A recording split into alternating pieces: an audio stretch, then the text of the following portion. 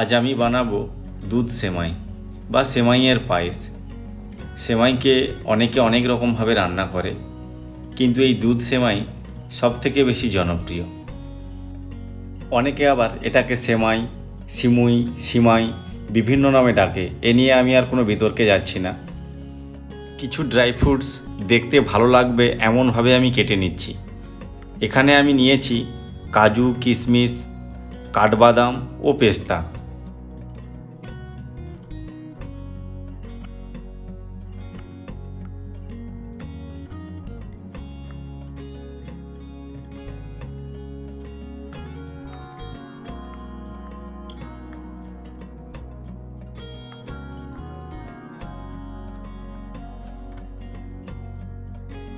এই সেমাইয়ে সুন্দর গন্ধের জন্য আমি 3টি এলাচ ভেজে নিচ্ছি। এটা আমি লাস্টে গুঁড়ো করে দেব।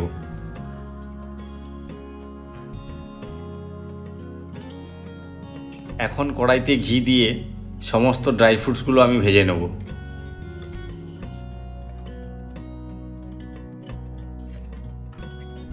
ড্রাই ফ্রুটসগুলো 20 সেকেন্ড ভাজার পরে দিয়ে দিচ্ছি 1 চামচ পোস্ত।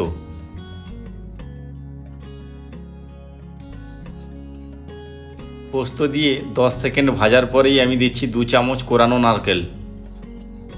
নারকেলটা দেওয়ার পরে আমি 20 সেকেন্ড ভেজেই দিয়ে দিচ্ছি কিশমিশ। কিশমিশটা দিয়ে আমি আর বেশি সময় ভাজবো না, এবার নামিয়ে নিচ্ছি।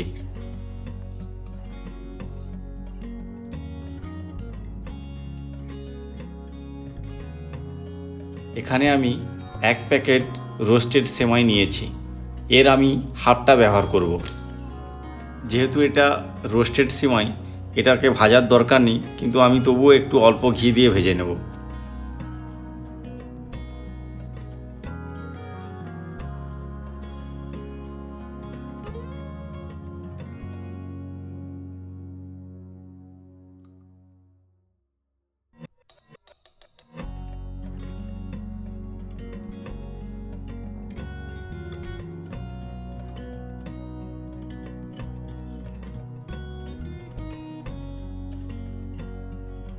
সেমাই ভাজা হয়ে গেছে, এবার নামিয়ে নিচ্ছি।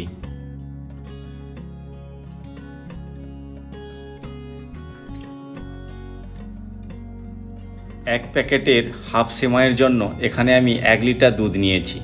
দুধটা নিয়ে গরম করতে বসিয়ে দিয়েছি। দুধ গরম হলে এই সেমাইয়ের জন্য একটু কেশর ভিজিয়ে নেব।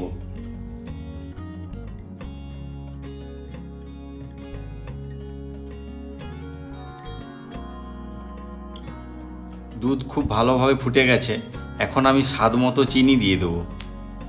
মিষ্টিটা আপনারা যে যেরকম রাখবেন সেই রকম পরিমাণেই চিনিটা দিয়ে দেবেন। চিনি দিয়ে কিছু সময় ফোটানোর পরে ভেজে রাখা সেমাইগুলো দিয়ে দিচ্ছি। সেমাই দেওয়ার 2 মিনিট পরে ভেজে রাখা সমস্ত ড্রাই ফ্রুটসগুলো এবার দিয়ে দিচ্ছি। এই সেমাইটা ফোটানোর সময় গ্যাসের ফ্লেমটা একেবারে লো রাখতে হবে। সেমাইটা হয়ে গেছে। এখন দিচ্ছি দুধ কেশর। এরপরে ভেজে রাখা এলাচটা গুঁড়ো করে দিয়ে দেবো।